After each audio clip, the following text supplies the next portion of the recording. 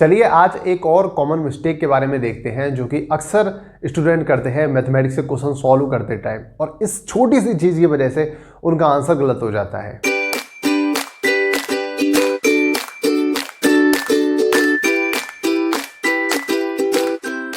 तो चलिए शुरू करते हैं अपनी आज की क्लास। और देखिए मैं आपको बताने जा रहा हूं, अगर आपके पास लिखा हुआ है x into X minus two equals to 4x के बराबर है, ठीक है, तो नॉर्मली आप क्या करते हो, या तो आप यहीं से x से x काट देते हो। अगर आप यहीं से यहीं x काट देते हो तो आप इसे सॉल्व कर लेते हो, x minus two equals to 4, और यहाँ से हमारा आंसर आ जाता है x इक्वल्स टू 6।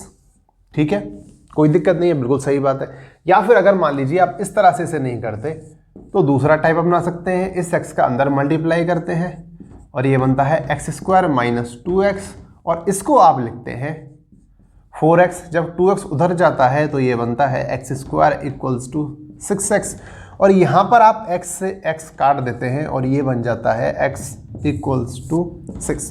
दोनों ही कंडीशन में आंसर हमारा 6 ही आया है। ये बात सच है कि 6 हमारा बिल्कुल सही आंसर है, लेकिन जब हमने इस प्रोसेस को किया और x को काटा तब हमने छोटी सी गलती हो गई हमसे, जो कि हमने इग्नोर कर दी।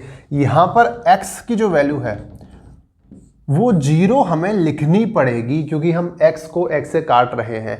अगर मान लीजिए आप x को यहाँ पर काट रहे हो, अगर यहाँ पर मैं x की वैल्यू 0 पुट करता हूँ तो ये इसको 0 बना देगा, ये पूरा मेरा 0 बन जाएगा। और जैसे ही मैं यहाँ x की वैल्यू पुट करता हूँ 0, तो ये 0 बन जाएगा, यानी x इक्वल्स टू 0 पर सेटिस्फाई हो रहा है, तो मेरी वैल्यू x इक्वल्स टू 0 भी मेरा आंसर होगा।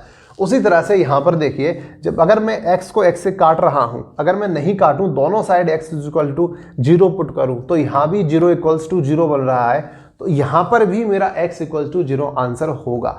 तो जब भी आप किसी वेरिएबल को काटें, जब मान लीजिए यहाँ इक्वेशन का साइन है और उसके दोनों साइड कोई वेरिएबल आप काट रहे हैं, तो ये बात हमेशा लिखिएगा कि उस वेरिएबल की वैल्यू 0 भी हो सकती है, आंसर आपका 0 भी होगा। इस बात का याद रखिएगा।